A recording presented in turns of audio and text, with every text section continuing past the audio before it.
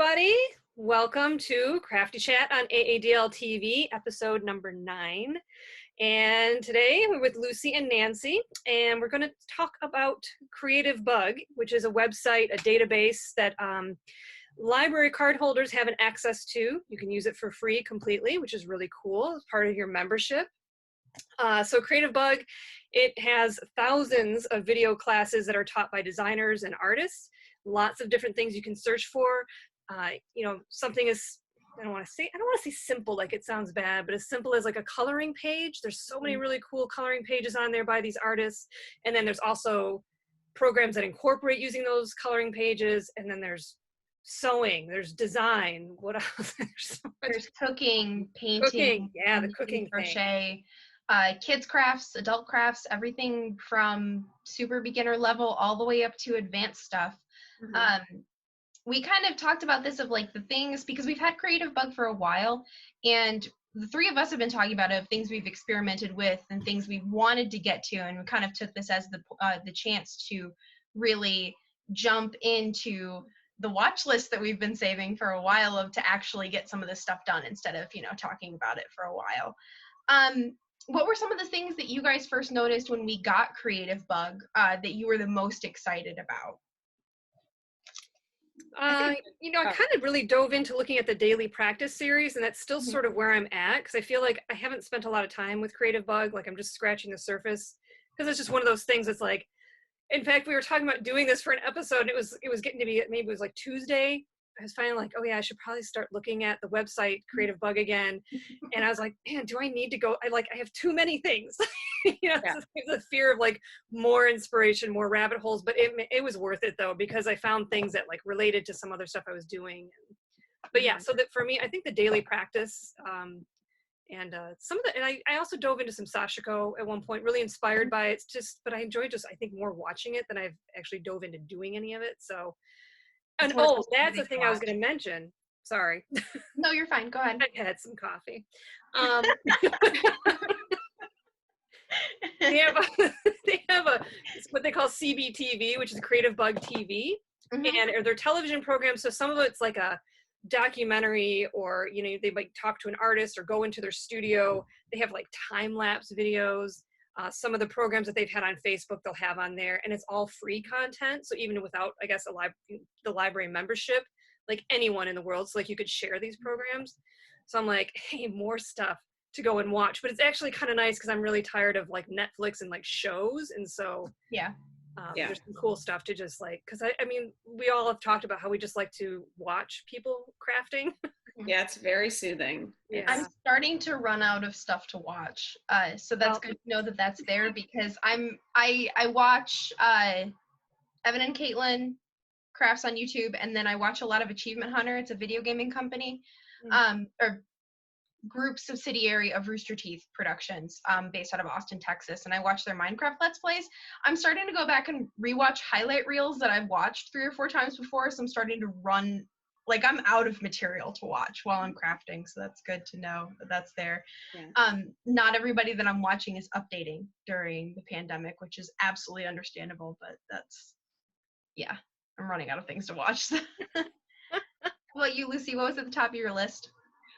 Well, when we initially got it through the library, I think, like, I just created this, I'm like, yeah, I want to do this and this and this. I was so super excited. It was a lot of knitting stuff that's like I need to knit that tiny little fox because it's amazing.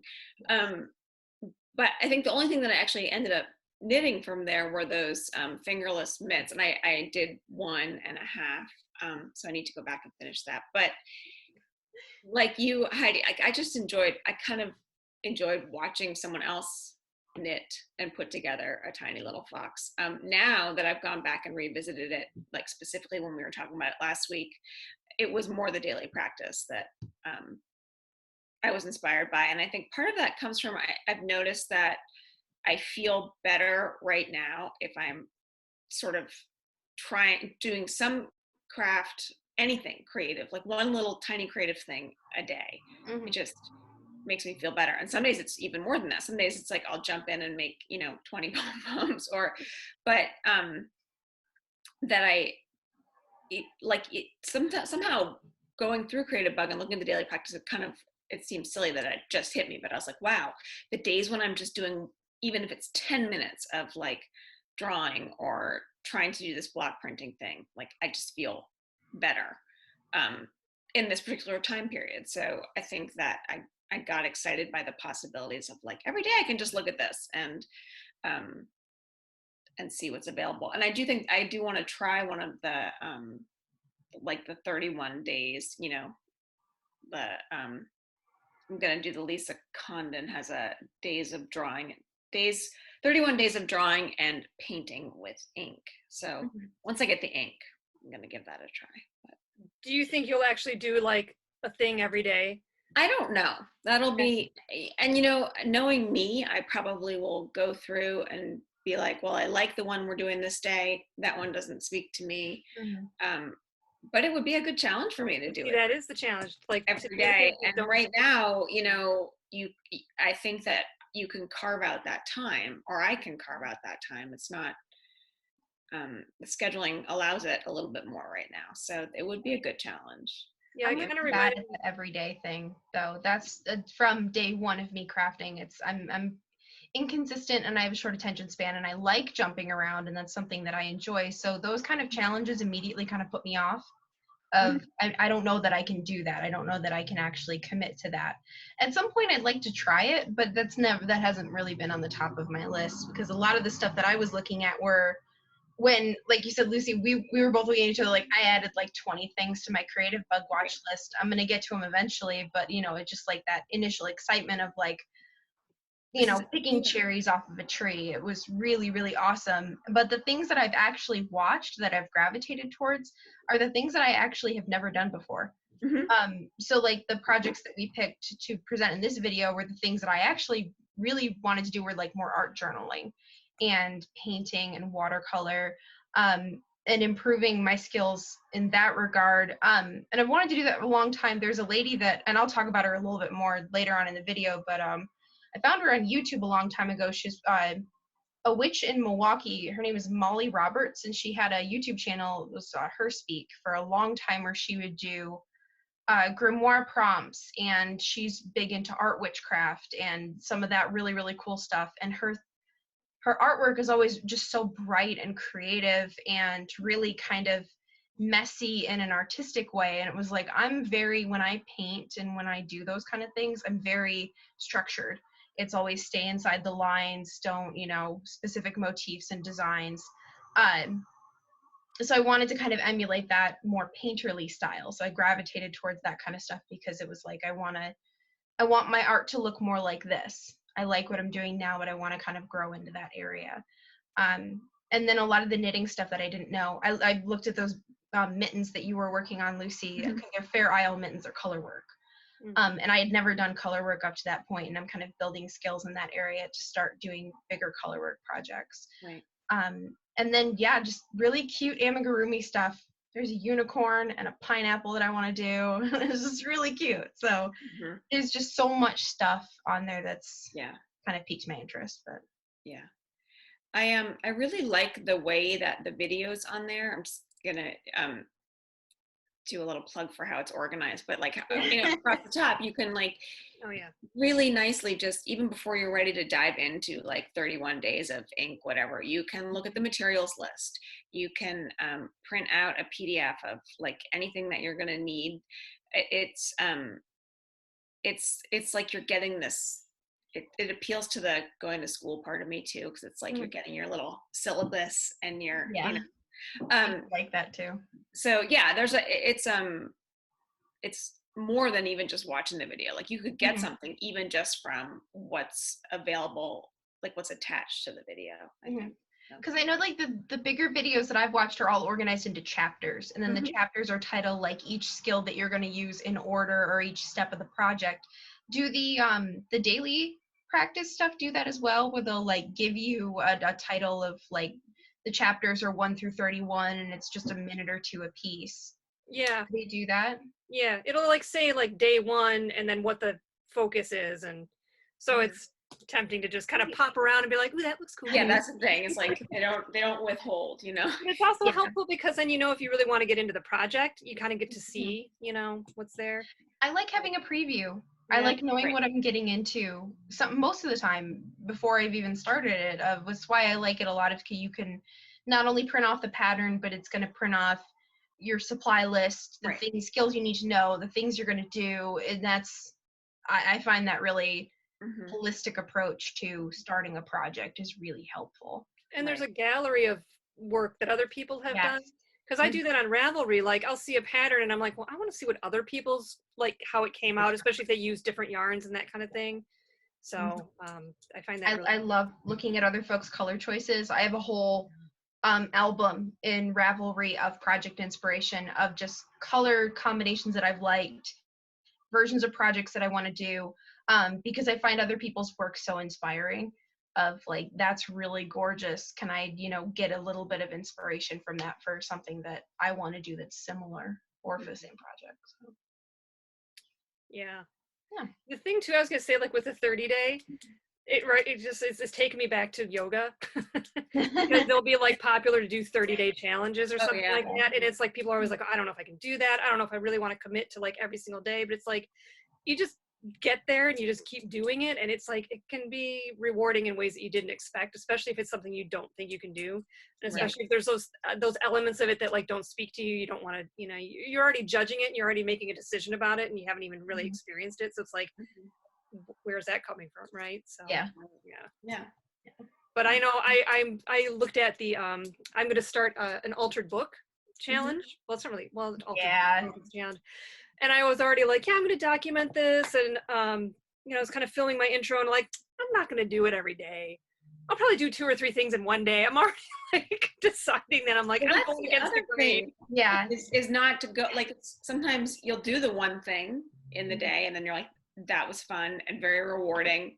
I'm not ready to be finished yet. So you're going to do day 2, that's a good idea to document it though, even if you use it in some way or you don't, if you're struggling with maybe the 30-day challenge, like documenting yourself might, or I know for me, it might help me hold myself accountable. Like there's going to be a hole in the documentation unless I, cram a bunch of days together. But well, and right now too, do I want to be scheduled? I'm already kind of scheduled to a certain degree, and then it comes like Saturday, Sunday. That's why like there's like that pom-pom thing that we'll talk about in a moment. That there's a class on Saturday, and I was like, I want to sign up for it, but I'm like, it's at 2:00, and that's sometimes the time of day where like we usually go out and start doing a walk because my husband does outreach stuff in the morning. I'm just like, I don't know if that really fits into my day, and like there's yoga classes that they show up, and I'm like, I don't know if that time works for me. Like I just don't want to be beholden to anything since I'm not. I work so much better with like routine. It's hard for me to have all of that thrown out the window. So, but I do agree, like 2:30 on a Saturday, I don't know, I'm trying to get my kids up, so. I usually sleep in until 10, 11 sometimes in the morning, and then I'm up later at night. So like 2:30 in the afternoon, I've just finished lunch and brunch. And then I'm kind of, settling in to either do a walk or work on my own creative projects. So like that time period, I went ahead and signed up for that pom-pom class because I was just so dang excited about it. I was like, no, I'm going to do it. I don't know if I have the right yarn right now. Like, I was just going to go for it even without the right yarn. And just watch. Maybe I'll sign up. Yeah, I was just going to see how it goes because I wanted to learn how to do the floral. We should tell people what it is we're talking about. We should talk about it. I was just going to say, should we actually talk about what this specifically is? Thanks to Amanda, who was on last week, and she sent us a link to this website called the Neon Tea Party, and they have a couple, I call it a webinar class this weekend. So, and one of them is about pom-poms and making leopard print pom-poms. Leopard print, and was floral on there too, or is that just a tutorial on there? Floral was in there, and I think there were a couple other designed ones. For folks that are watching this when it airs on YouTube, this is going to be a Zoom call through their website, Neon Tree's website, on Saturday, May 30th. Tomorrow. tomorrow for us. Oh yeah, We're but we're recording. yeah, it doesn't make sense, right? Yeah, so we're recording on the 29th. So tomorrow is when, just in case somebody goes to their website and be like, oh my god, it's already passed. I don't know if they're gonna record it and then put it on their website or have it available for later, but I know that their website does have tutorials on how to do the floral pom-poms that we're talking about.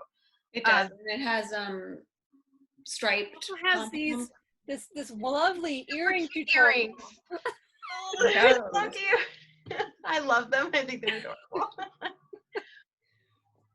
But I So don't know. yeah, I know the leopard print ones were the ones that excited me the most because I want to do neon leopard print pom-poms a la Lisa Frank. Yeah. That's my goal. Like that's what I'm here for. But yeah, we were really excited about that Zoom call. That's kind of what we're talking about. Yeah. I'm gonna try to be there for that. Maybe I'll try it too. Yeah, we were talking about where to source the yarn that they use because it's a really thin. Is it lace weight or fingering weight acrylic? It's fingering weight. It Okay. looks like fingering weight acrylic, but it actually looks like it's plied, like Plied, like a embroidery loose floss, because their website also has tutorials for doing friendship bracelets, and they use that same. They're using that Omega Krill for everything, I think, and you can actually buy it on their website. So, and they, you can buy it individually, or they put together different colors. Yes. Mm-hmm. I wanted to pop that up really quick. There's 44 colors, it looks like, in there, in that specific colorways. Yeah, there's so many. Oh, it's only $3 a ball. Yeah. And it's 40 grams, and it doesn't say how many yards it is, but you see how it's like plied there. Yeah, they've got really, really pretty bright colors too. So yeah, so I did order some of like the yellowy orange colors. Ooh, yeah, that'd be pretty. To make a pom-pom wall hanging. I'm probably gonna order some of that. I also did put in an order this week for yarn for my Soldotna crop to fill in the colors in. So the yarn that's forming the base of this sweater that I want to do is a white base with like funfetti colored sprinkles, speckles in it. So I have the hot pink that's in it. I need a purple and a dark teal. So I ordered the purple and the dark teal, and those should hopefully be here in like 2 weeks. So I'm just, I need yarn. Like, I haven't bought yarn in 3 months. We've gone from like talking about stash budsting and trying to use what we have, and now we're just like, yeah, buying it. I'm also in the middle of, I decided it's to the point of like, I actually have to start doing things, like big things. I wanted to redo my crafting space in this office that I'm in for a long time. And after a lot of agonizing over it of like, it's a lot of money and, it's a lot of work. I have to go through and purge everything and reorganize. I don't know if it's worth it, to the point of like, no, doing this. I need this for my own sanity and my own creativity. So I picked out everything that I want. And 2 days ago, I finally decided, okay, I'm going to clean up my desk. I'm going to pull everything out, put it in boxes, reorganize it. And then I panicked yesterday because I realized I hadn't finished the project for this video. So I was like, crap, unpack everything, hurriedly do a good portion of it last night and some of it this morning. And this stuff that I did this morning wasn't fully dry when we started recording. So I'm trying to like glue things into it, and it's like the paper's rippling. It's not going great. So it's like, don't do things at the last minute. Yeah. So a personal lesson to myself of like, don't do things at the last minute. So, but yeah. Yeah, that's like the problem too. When I started looking at Creativebug, it was like 8:30 p.m. And I'm like, why am I doing this now? I mean, it was fine. It was like a way to kind of like, again, be doing something other than watching like a Netflix, and I didn't really feel like reading, but it's just like, now I've got all this coming into my brain. Yeah, it's hard to stop. Yeah. And it's like, it's like, oh, I want to go do, but at the same time, it's like, no, now is not really the time. I don't want to be up all night. I do want to like, especially because everybody else in the household gets up at like 4 a.m. So. And that's for a long time I loved that, staying up, that like that creative burst that I would have from like midnight to 3 or 4 in the morning was like, oh my God, I feel so creative and I feel so amazing. And it just like, I'd be dead the whole next day and I would feel miserable. I like sleeping at night and it makes me very happy. Like I love sleep. So I don't want to do that anymore. I have to like pick my times when I can really get lost in that. And more often than not, it's like mornings now, early mornings. I really like when it's quiet and nobody else is up and I have my cup of coffee and Abby's asleep next to me, my cat's asleep next to me, and it's like, okay, everything is calm and now I can be creative. Yeah. So that's always a good feeling. And I find too, it's better if I do sit with something for a while and really think about how I want to approach it. Oh, absolutely. You know, not just dive in. So Yeah. I've with things like painting, I think I could do a little bit more just diving in and doing it and not overthinking it. I think I overthink a lot of crafting because of my real skill base in knitting, crochet, and sewing, because that requires a lot of planning, because a lot of what you do can go wrong if you just fly into it without fully being ready. So art forms that are more spontaneous, like painting and paper crafting and stuff like that, I have a little bit harder of a time with because I have a tendency to think it to death before I even start putting brushed paper. I agree. That's kind why of frustrating. Interested in the altered book challenge, because I have those hesitations. It's like I want to plan it all out and it's like somebody, no, just go and slap it down, which actually brings me to one thing I found on YouTube. I was researching how to do my image transfers. Like I know how I did them, but I wanted to find out, like, it's been a few years. I was like, I want to find a tutorial. Where did I get this idea from? Because take a breath. So a lot of people use just like one medium to transfer, like you use a laser jet printed image and you transfer it onto a tile or a piece of wood or a canvas. And most videos, tutorials I was finding, people just use like just this. Like they put this or they'll use a gel medium, one or the other, and they'll either just like coat the image and put it down on the surface and it works for them. But for me, that never really worked. And I would be using like clay tiles, and sometimes they're really absorbent, or sometimes it was a surface that maybe wasn't very absorbent. So I would always prep it with this first. It's just a very fluid, thin medium, and it'd be kind of tacky. And then I would use this on the image, the gel medium, and put it down and even let it dry overnight. And like the whole process that I had, I'm like, where did I get this from? Like, I can't find it anywhere. So I ended up still doing my video like, this is how I do it, even though I couldn't find it anywhere. So in any event, searching YouTube, it's like, we were talking about this too with any search engine. You put something in and you get all these things that are like, how is that related to what I'm really talking about? Probably because it dealt with acrylic medium. So I did something like this, which I kind of ruined it by putting the yellow on there. I like it. But it's this technique that this woman does with her fluid art painting, and it's just, you cover the whole, it's just drawing paper. You paint it, whatever color, let it dry, and then you put another acrylic down. And she did it a couple of ways where you could like water it down, or you could also mix in a fluid medium like this matte medium. What you use for acrylic pouring, to makes it more fluid. You put it down and then you just put saran wrap down or cling wrap and kind of like around and let it dry, and then you get like what she says looks like ice. So that's interesting.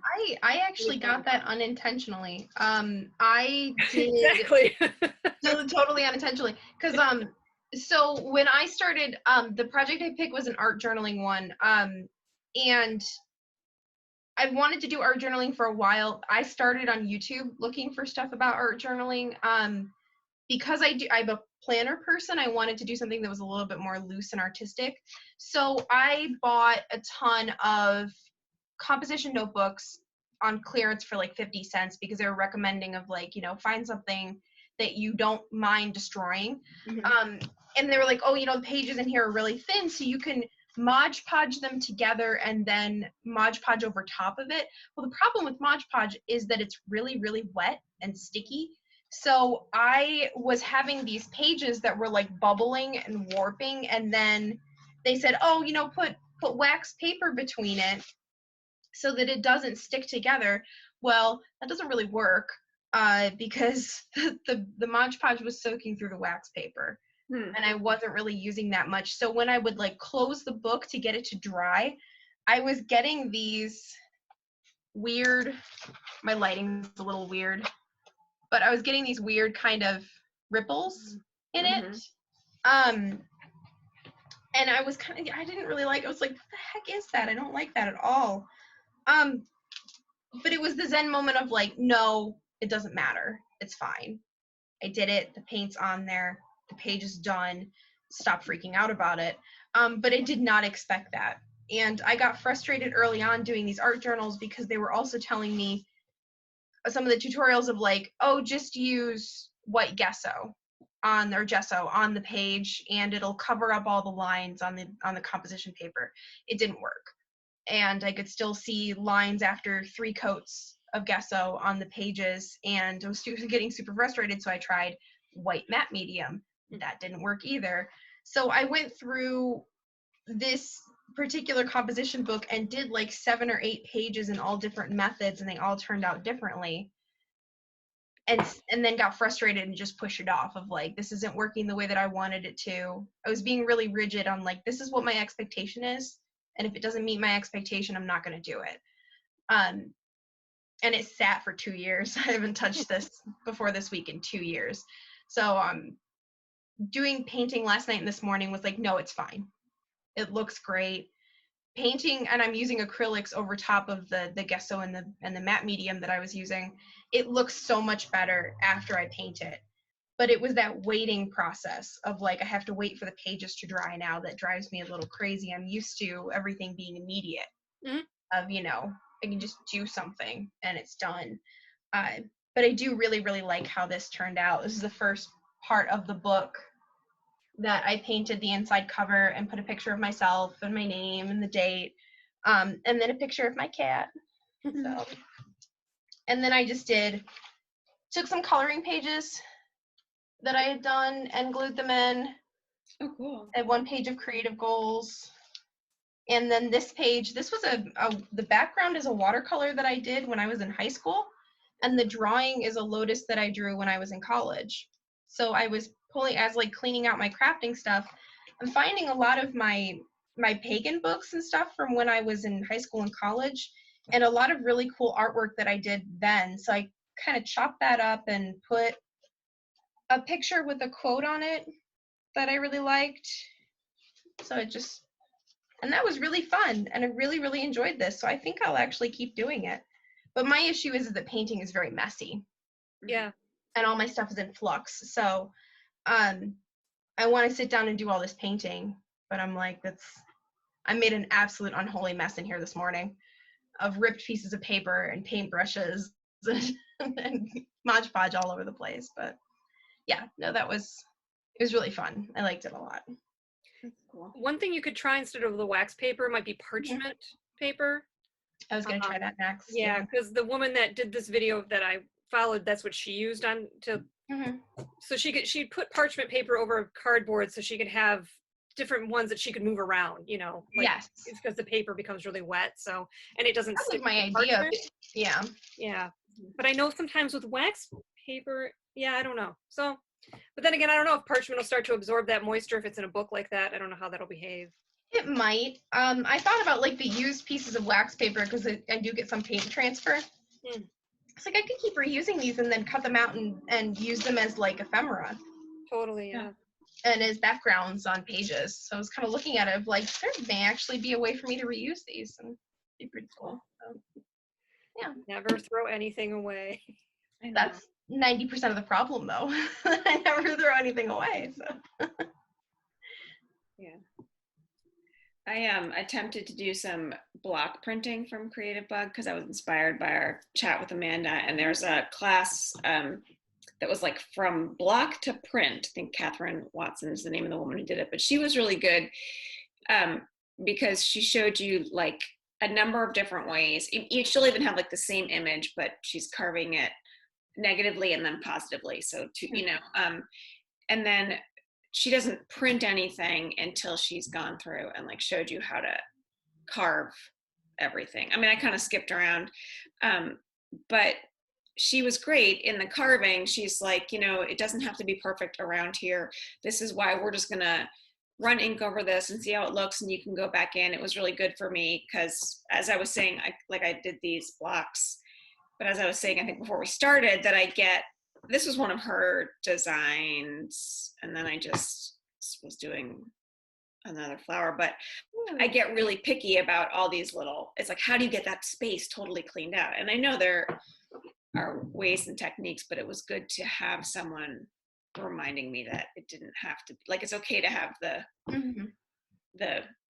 parts of the process showing along the way. Or if it's like you're getting wrinkles or warps where you don't want them, Nancy, you know, it's good to be reminded that, like, the process is still very enjoyable. Oh, definitely. That was the lady that I forgot to say which videos I was watching on Creativebug. The How to Make a Blank Art Journal by Dawn DeVries Sokol, and then the Silva Rerum Art Journal by Get Messy were the two main videos that I was watching. Dawn DeVries Sokol says about over 15 times during her video, it doesn't matter. It's okay to be messy. It doesn't matter. Like, it doesn't matter what it looks like. You can destroy it and remake it, and like, it's gonna be fine. To almost to the point where it was a little bit annoying. Like, no, I get it. But it was still, I find myself doing that when I'm teaching other people to kind of unconsciously get over that block of, for myself and for others, it doesn't have to be perfect. It's important that you're doing it. So I understood it at the moment, but like, as I was watching the video and trying to cut things out and paint and stuff, I was like, please stop. It's very distracting. So, well, I also think if you think about, you know, it seems like all three of us spend a lot of time looking at what other people make and other crafters and what they're doing. And I think it's good to remind yourself that, like, the product that this person is showing me is after hours and hours, or it's their livelihood, or it's something that they have worked hard to perfect, you know. So it can be hard not to put that on yourself. It can be. Why doesn't mine look like theirs? Well, it's like, you know, I think we found when we did our first pom-pom program, you know, first pom-pom Palooza, was it? Or it might have been We Love Yarn Day. Well, we had all those little animals that we worked so hard on. Yeah. And then everyone else, you know, a lot of people were like, mine doesn't look like that. And we were like, oh, yeah, this was try number 4. Right, we spent a long learning time the making tutorial. those. Yeah. I had to unfollow all of the bullet journaling and planner people that I was following online because I was getting such creative, like, paralyzation from seeing everybody's perfect weekly spreads and just absolutely gorgeous artwork, to the point where it was just like, it's like that kind of thing with social media and with Instagram especially, of it's not realistic. Right. You're spending 6, 8, 10 hours on 2 pages of artwork that, yes, they're perfect, but creating that, there's no message on it of it took me this long. I used 8 or 10 different supplies that are very expensive. So I had to walk away from all that because I couldn't do it anymore. Of like, everything that I'm doing looks terrible to me. It doesn't look like I want it to. But then looking back in all of my planners over the years, of like, a full page is awesome to me. It doesn't matter what my writing looks like. It doesn't matter if I made a mistake. It matters that there's stuff on the page. So I can remind myself of that constantly and never get tired of that reminder.